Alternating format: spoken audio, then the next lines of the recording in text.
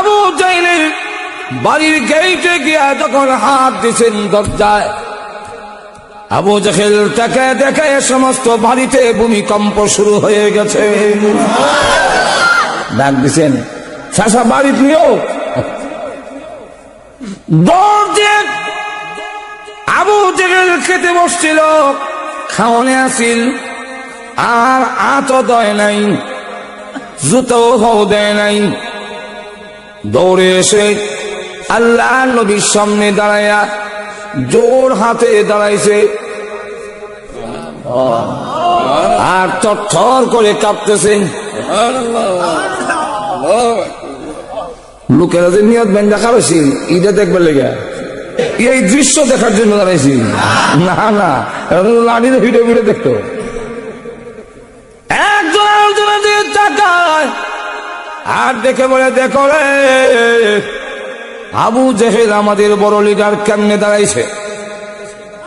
কোনদিন মুখের সামনে এইভাবে দাঁড়ায় না, আর এইভাবে কাঁপতে কোনদিন দেখিনি।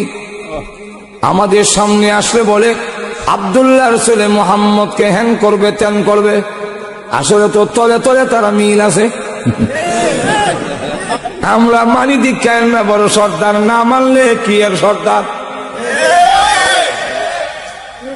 চলো যাই, আজকে ঠিকই ঠিক। আল্লাহ নবী ডাকতে বলেন, চাচা এই লোকটাকে আপনার কাছে কোনো টাকা পাবে? হ্যাঁ, দিয়ে দেন। আবু জাহেল ডাকতে বলেন, হে মুহাম্মদ, তোমার ডাক শুনে দৌড়ে এসেছি, আমি তো টাকা সাথে নিয়ে আসি নাই, অনুমতি দাও, ঘর থেকে গিয়ে আনবার টাইমটা আমারে দাও। জান চাচা দিলাম, টাকা এনে দিয়ে খাপতেছে। তোমার টাকা পাইছো তো বলেছি, যাও, আমি চাই আমার হতে তুমি যাও। চলে গেল। সব সর্দার এসে গেলাম করে বলে, আবু জাহেল আজকে সব দেখে লেছি। রে আবু জাহেল, আমাদের সামনে বলো মুহাম্মদের এন করবে তেন করবে, আর মুহাম্মদের সামনে যেইভাবে করজোর হইয়া দাঁড়াইছো, তর করে কাঁপছো, মূর্তির সামনে লাতুজ্জামানাতের সামনে তুমি ভাবে দাঁড়াও না। কারণ কি? মানি দীক্ষার না বড় সর্দার, না মানলে কি আর সর্দার। আবু জাহেল দাঁড়াই নাই, সিফালিল্লাহ দাঁড়াইছি।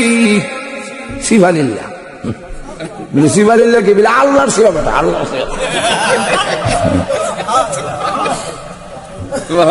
আল্লাহর সিফা কি?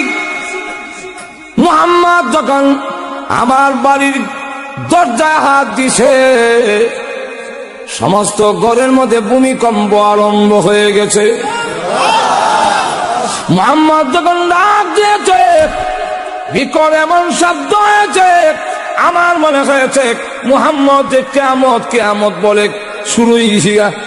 আমি আর দেরি করি নাই, ঘর নিয়ে আমার উপরে পড়ে যায়, দৌড় দিলাম বের হওয়ার জন্য। কিন্তু আশ্চর্য ঘটনা যা দেখলাম, দেখি মুহাম্মদ আমার দরজার সামনে দাঁড়ানো। মুহাম্মদ আমার দরজার সামনে দাঁড়ানো।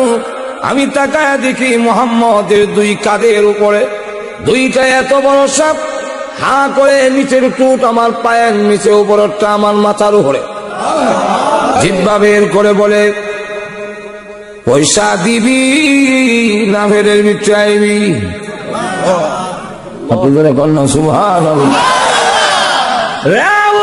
তাড়াতাড়ি বল, ফেরের ভিতরে আইবে না টাকা দিবে?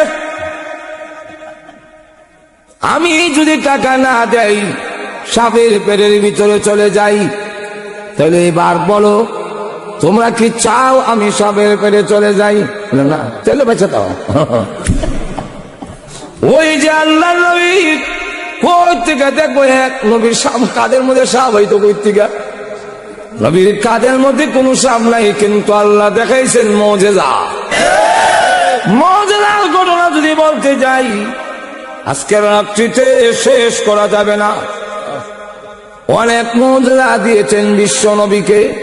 নবীজিকে দেখে বলেন, ও মুহাম্মদ, আপনার দাওয়াত গ্রহণ করতে পারি, আমার মেয়েটা যদি কবর থেকে জিন্দা হয়ে কয়। আল্লাহ নবী ডাক দেওয়ালেন, মেয়ের কবরটা দেখায় দাও। এই যে আমার মেয়ের কবর। কবরের পাশে গিয়ে বললেন, কুম্বি নিল্লাহ, আল্লাহর হুকুমে ওঠো। আল্লাহ মাটি সরাইয়া দিছেন। মেয়ে কবর থেকে উঠে আর বলে, লাব্বাইকা ওয়া সাদাইকা ইয়া রাসূলুল্লাহ। আকাশের নিচে জমিনের উপরে আল্লাহ এর চাইতে শ্রেষ্ঠ এই পৃথিবীতে আপনার চাইতে আর কাউকে বানায় নাই।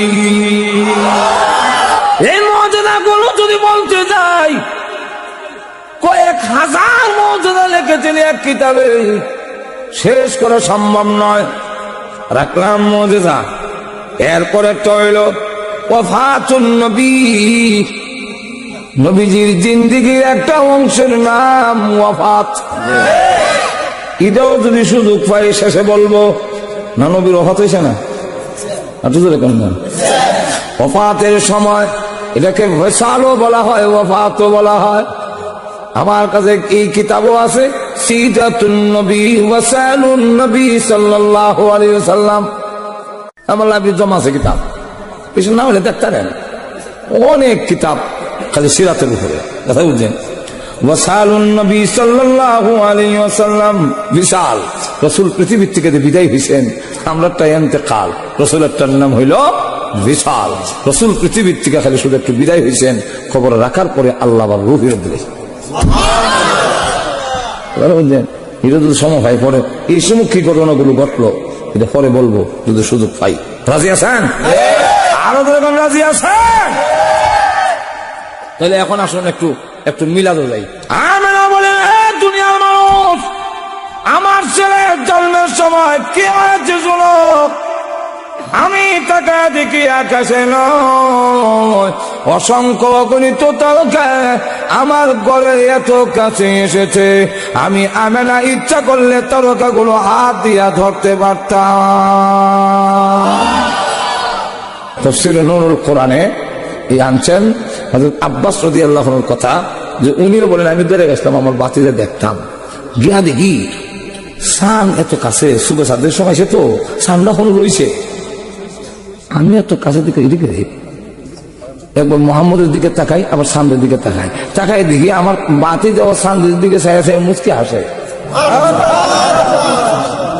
ডাইনি ভাবে মাথা নাড়াইলে আকাশের সান ডাইনি ভাবে না। অথবা হয়ে গেলাম, খারিজে গেতাম রে, কেরাই আমার জব দিব। ইসলাম গ্রহণ করে ডাইরেক্ট চলে দিকে। আপনি যেদিন পৃথিবীতে এসেছিলেন, আকাশের তারকা এত কাছে কেন এসেছিল? নবী গো, আপনিও তাকাইছিলেন, চন্দ্রের দিকে হাসছিলেন এবং ডাইনি ভাবে মাথা নাড়াইলেন। আকাশের চাঁদ ডাইনি ভাবে নড়ল কেন? আল্লাহ নবী ডাক থাকো, যা দেখেছিলেন ঠিক দেখেছিলেন। এর কারণ হইল, পৃথিবীতে যত সন্তান আসে প্রত্যেক সন্তান কান্দে, আমি যাতে না কান্দি, আমার আল্লাহ আকাশের চাঁদ পাঠাইছে আমি মুহাম্মদকে আনন্দ দেওয়ার জন্য। সিরাত ইবনে হিশামের মধ্যে আনছেন, আল্লাহর রাসূল যেই সময় সুবে সাদিকের সময় আসলো, ওই সময় ঘরের ভিতরে অন্ধকার থাকে।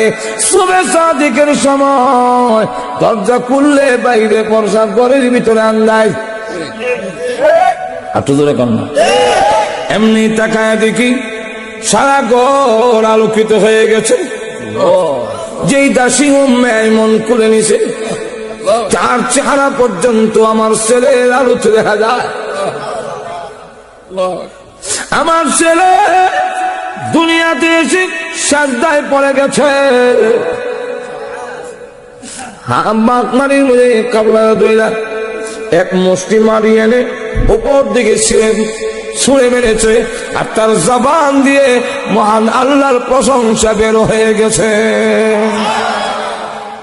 এখন লক্ষ্য করে দেখেন, আমার আল্লাহর নবী, বিশ্ব নবী আলোকিত হয়ে গেছে। আওয়াজ একদম বলেন, উম্মে আইমান গো, ধরে রাখ আমার ছেলের আন্দারি লোকে, আবার আন্দারি গেল কেন? উম্মে আইমান একদম, আমি না, তুমি বলার আগে তোমার ছেলে আমার উপরে নেই, এই জন্য তুই অন্ধকার হয়েছে। কষ্ট নাই নিলোকে ওই সময় জিন ভূতের বড় অত্যাচার। আমেনা ভাবলেন জিন্নাতে নিয়ে গেছে, কান্না শুরু করলেন, বাবু গো ভাগ্য গুণে পেয়েছিলাম, ধরে রাখতে পারলাম না। এমনি শুনে গাইবে আওয়াজ আসছে যে, আমেনা গো তোমার ছেলেকে কেউ নিবে না, নিতে পারে না, তোমার ছেলেকে কেউ কিচ্ছু করতে পারবে না, তার জিম্মাদার স্বয়ং আল্লাহ। আমেনা কোথায় গেছে জানি?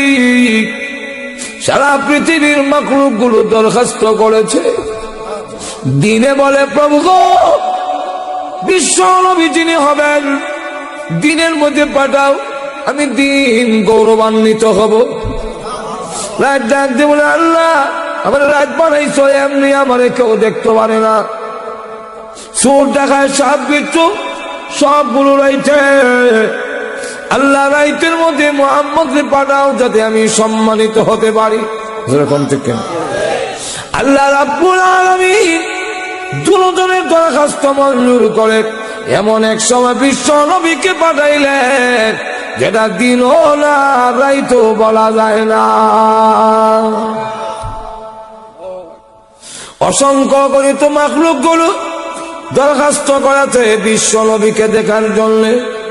ও আল্লাহ বিশ্ব নবী রাহমাতুল লিল আলামিন যেদিন দুনিয়াতে আসবে, আল্লাহ যেই নবীর খাতিরে আমরারে বানাইছো এই নবী একটু দেখাও।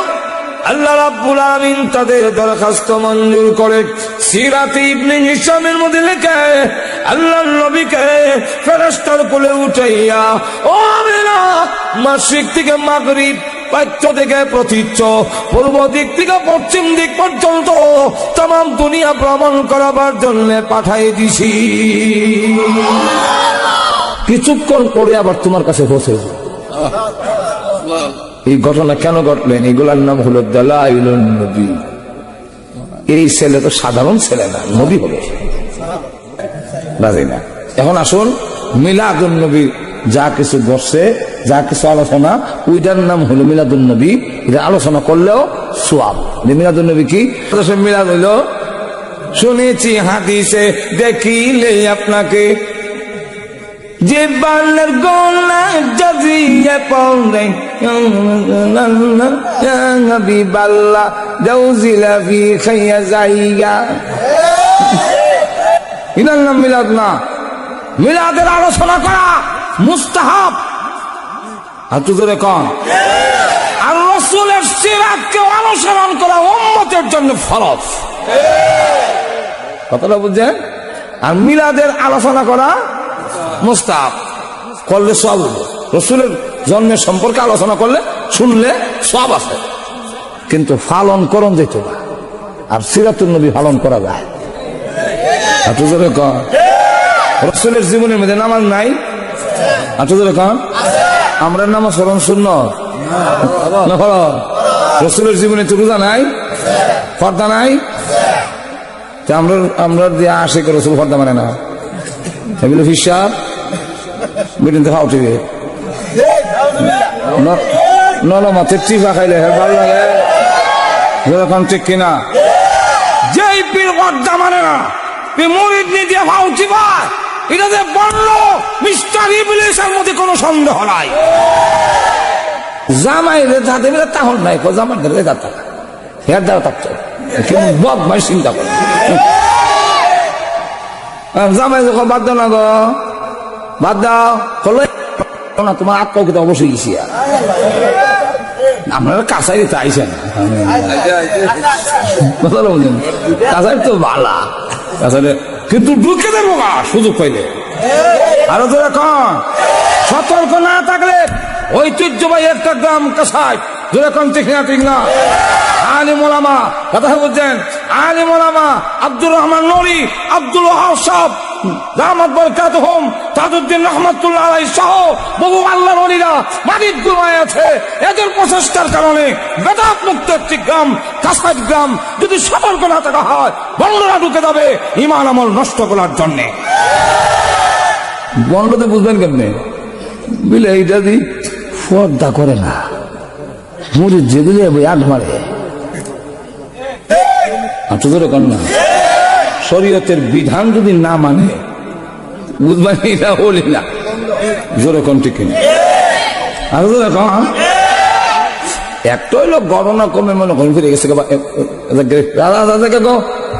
আস না, নজর এখন ঠিক না। আমরা দেশে আইন কানুন বুঝে না, দুপুরে সামনে ফিরে আর একটা হইলো ইচ্ছাকৃত ভাবে লইয়া বইয়া ওখান টিপা দাও, তেল দাও, গোসল খান করাইয়া দাও, এ যে বদমাইশ এটার মধ্যে কোনো সন্দেহ নাই। রসুল সাল্লাল্লাহু আলাইহি ওয়াসাল্লাম আম্মাজান আয়েশা সিদ্দিকের সাথে কথা বলতেছেন। এমন সময় আয়েশা একজন সাহাবী, উনি অন্ধ, আব্দুল্লাহ ইবনে উম্মে মাকতুম। আসসালাতু ওয়াসসালামু আলাইকা ইয়া রাসূলুল্লাহ। রাসূল আয়েশা পর্দার ভিতরে যাও। রসুলের বিবিগণ আমরার মা, আল্লাহ কোরআনের ডাইরেক্ট উল্লেখ করছেন। হাঁটু জোরে কন্যা। এরপরেও রসুল বলতেছেন পর্দার আড়ালে যাও।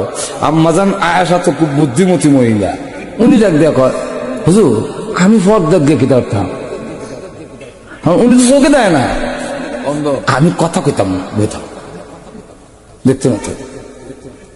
রসুল বলেন আয়েশা তোমার না বেটা দেখতো না, তুমি যে দেখবা।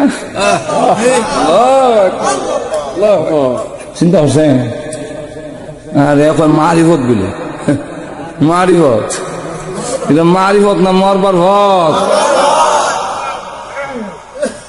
যাই হোক, এখন আসুন রাসূল সাল্লাল্লাহু আলাইহি ওয়াসাল্লামের মিলাদুন নবী পালন উদযাপন তো করার কোনো সুবিধাই নাই, আলোচনা করার সওয়াব। আলোচনা করা কোন জাতের সওয়াব? মুস্তাহাব। কোন জাতের সওয়াব? মুস্তাহাব। আর সিরাতুন নবীর আলোচনা করা এবং পালন করা ফরজ। কথা বুঝছেন? ফরজটাই পেলাম, রাসূলের সিরাতের ভিতরে ফরজ আছে, ওয়াজিবও আছে, সুন্নাতে মুআক্কাদা আছে, তো ফরজটাই ধরলাম। তো রাসূলের সিরাতকে অনুসরণ করা উম্মতের জন্য ফরজ আর মুস্তাহাব। এখন মুস্তাহাব দর্শি আর ফরজ। মিলাদুন নবী পালন করার জন্য আমরা মিলাদের কথা বলেন, সিরাত না তাহলে কেন বলে সিরাত গেল তো সিরাতের কেউ কথাইব, নামাজের কথা আসবে, পর্দার কথা আসবে, এটা বাদ দেন। মিলাদুন নবী যেহেতু ইটা নাই, মুস্তাহাব তাহলে এই ফরজ ছেড়ে দিয়া মুস্তাহাব লইলে এই মুস্তাহাবের সওয়াব পাওয়া যায় না, ইয়াদ রাখতে হবে। যেরকম ঠিক কিনা? নাভির থেকে নাভি সহ আডু পর্যন্ত ডেকে রাখন কাপড় দিয়ে সুন্নত না ফরজ? যেরকম ঠিক না? আর মাথার মাঝে ফাঁকরি বান্ধে সুন্নত, মুস্তাহাব সুন্নত, মুস্তাহাব সুন্নত। আর এটা বানলে 70 গুণ সওয়াব আরো বেশি হওয়া যায়। নামাজ পড়লে 70 গুণ সওয়াব বেশি। এখন একবার মসজিদে গেছে, ফাঁকরি দাম এবার লঙ্গি যখন আছে অত বড় সব ছেড়ে দিই কেমনে, লঙ্গিটা টান্দা খুললা মাথা বান্ধে। ইমান আমি আপনাদের জিজ্ঞাসা করি, বেটার সুন্নত মাথাত আসেনি না বিলে ফাঁকরি বান্ধে আছে নাই কেমনে? সুন্নত বান্ধা সব আসেনি, সব হবনি। লঙ্গিটা খুললে মাথা ফাঁকরি সব হবো তো নামাজ পড়লে কেন? আরো যেমন কি নাই, ফরজ না থাকলে মুস্তাহাব থাকলে যেমন সওয়াব থাকে না। সিরাতুন নবী যারা পালন করবে না, মিলাদুন নবীর আলোচনা কিয়ামত পর্যন্ত করলেও কোনো সওয়াব পাবে না। আপনার কাছারের বাজারে দেখুন মাঝে মাঝে কেসকি মাছ, গুড়াগাড়া মাছ উঠে, বাঘা হিসাবে গেছে না। তুই এক বাঘা কত বলে 100 টাকা, নাও দাম হয়ে যাবে না, নেন আর কাপলা দেয় এক্সট্রা অতিরিক্ত লাগাইয়া দেয়, এটা দেখো ফাও। দেখুন না, এটা কিন্তু পয়সার বাইরে ফাও। বাগাটা 100, এটা ফাও। যেরকম ঠিক না? এক সালাইকার বা হের দূরে বয়ে বয়ে দেখে যে আমার 3 জন কম 10টা দোকান থেকে 10 মাস ওলার থেকে যদি আমি 10 খাবলা নিই, তো আমার বাগানে উনি লাগে না। 3 জনের ঘরে তো যথেষ্ট। এমনি গিয়া হয় কয়ো ভাই আমি তো ভাগা নিতাম না, ওই যে লাগাই একটা ফাও যে দেও এটা আমারে দিল। মাছওয়ালা কয় সালাইকার বা এই ফাওটা বাগার সাথে ফিট করা। কার সাথে ফিট করা? বাগার সাথে ফিট করা। বাগা নিবা খাও হইবা, বাগা নাই হাওয়া নাই। যেমনি ভাবে বাগার সাথে ভাওনা ফিট করা। ও মিলাদুন নবী ওয়ালারা, আপনারা জেনে রাখেন, মিলাদুন নবীর সব সিরাতুল নবীর সাথে ফিট করা। সিরাতুল নবী অনুসরণ করবা, মিলাদুন নবীর সব পাইবা। আর সিরাত বাদ দিবা, মিলাদুন নবী পালন করলেও সব পাইবা না। আমরা যারা সুবিধাবাদী এরা চায় মিলাদুন নবী থাকলে ভালো, সিরাতুল নবী যাইতে রাজি না। এখন আসুন, মিলাদুন নবী যা কিছু বসছে, যা কিছু আলোচনা, ওইটার নাম হলো মিলাদুন নবী। এটা আলোচনা করলেও সোয়াব। মিলাদুন নবী কি? আল্লাহর নবী স্বাভাবিক রাহমাতুল লিল আলামিন দুনিয়াতে আসার সময় যা কিছু ঘটেছে, এগুলা দুনিয়ার কারো জিন্দেগিতে ঘটার মতো নয়। ঘটবে, আমল করা সম্ভব না, ঘটানিও। এক নম্বর হারা লক্ষ্য করে দেখেন, আল্লাহ নবী এই কথা বলেন, উনার মা আমেনা বলেন, আমার সন্তান যখন পেটের ভিতরে গেছে, সন্তান পেটে গেলে বলে বমির ভাব হয়, আস্তে আস্তে ওজন শরীরের বেড়ে যায়। আর আল্লাহ নবীর মা আমেনা উনি বলেন, আমার ছেলে পেটে যাওয়ার পরেও আমি ঠার পাই নাই, বমির ভাব হয় নাই, আমার শরীর বার হয় না। দুনিয়ার এমন কোন মহিলা নাই যেই মহিলার সন্তান হওয়ার সময় প্রসব বেদনা হয় নাই। সব মহিলাদের প্রসব বেদনা হয়। প্রসব বেদনা না হইলে ইঞ্জেকশন দিয়া বেদনা উড়াইতে হয়। আমরার কাছেও আইলে দুটো হানি ভরা দিন বলে গেলে বলে উড়া না বেদনা, তখন আমরা ওই আয়াত ছড়া ফু দেই যে আয়াতে বললে বেদনা উঠে। ভাইরা আমার লক্ষ্য করে দেখেন, বেদনা হয় না এমন কোন নারী নাই। কিন্তু আমেনা বলেন, আমার মুহাম্মদ যেদিন দুনিয়াতে এসেছে, আমি আমেনা আমার প্রসব বেদনায় একটুকু ঠার পাই না। আচ্ছা বলেন তো দেখি, এটা আমরা আমল করতাম পারেন তো? পারবেন তো আপনারা? যে আমার বউ আমল করতে, এটা আমল করতে পারবেন? আপনি কি আপনার ওয়াইফ সন্তান প্রসব হবার সময় আদাত হবে না? যাও এটা আছে নাকি? এটা জিন্দিগি তো আমল করা সম্ভব না। এটা নবীর জন্য কোন ঠিক না, এটা বিশ্ব নবীর। এই যে বিশ্ব নবীর মার বেদনা হইল না, এর আলোচনা করলে করা যাবে, কিন্তু আমল করা যাবে না। এটার নাম হইল মিলাদুন নবী। রসুল আইসেন কুরআন লইয়া, আর আমরা দেশের তথাকথিত আশিকের রসুল আইসে গজল লইয়া। ইসলাম ঘোষণা দিছে, ওমিনান নাসি মান ইয়াশতারি লাহুল হাদিস।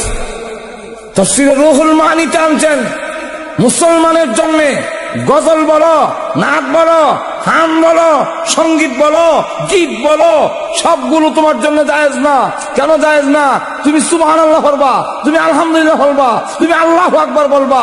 একবার সুবহানাল্লাহ বললে জান্নাতে বলের গাছ লাগানো হয়। একবার সুবহানাল্লাহ আলহামদুলিল্লাহ বললে তামলাআনে আও তামলাউ মা বাইনাস সামাওয়াতি ওয়াল আরদ, আসমান আর জমিনের পাক জায়গাটা সম্পূর্ণ সবে ভরপুর হয়ে যায়।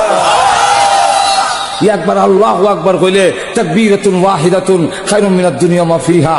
এই পৃথিবী এবং তার মধ্যস্থলে যা আছে সব থেকে উত্তম। তুমি আল্লাহু আকবার কও, সুবহানাল্লাহ কও, আলহামদুলিল্লাহ কও, কুরআন শরীফ পড়ো, দুরূদ শরীফ পড়ো, ইস্তিগফার বলো।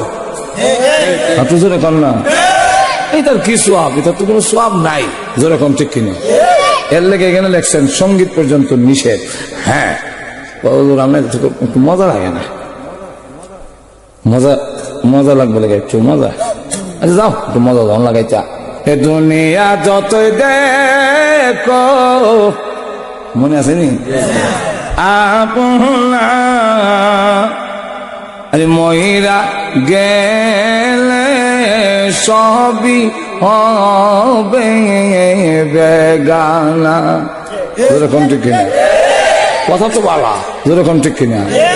এই কারণে ইসলাম বলছে, হ্যাঁ এখন এমন কথা যদি কও যেটা আখিরাতের দিকে মন ধাবিত হয়, যে কথা আল্লাহর প্রশংসা, নবীর প্রশংসা হয়, দুনিয়ার দিকে যেন অশ্লীল না হয়, তাহলে সত্যের সাথে জায়েজ করে দিলাম।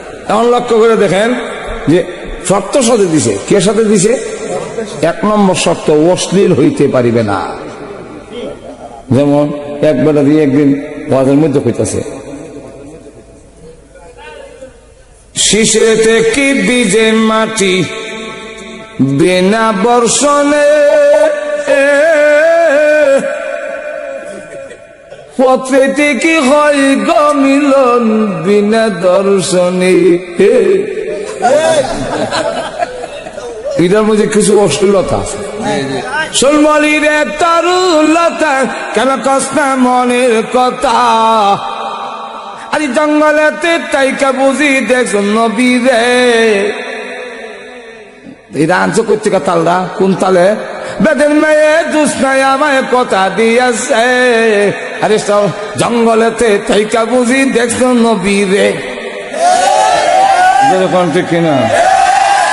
সুতরাং তোমার তাল যদি কানের সাথে মিলে, তোমার গান গজল যদি হয় গানের সাথে মিলে, তোমার এটা জায়েজ নয়। এই জাতীয় গান গজল খাইয়া কখনো আশিক রাসূল হওয়া যায় না।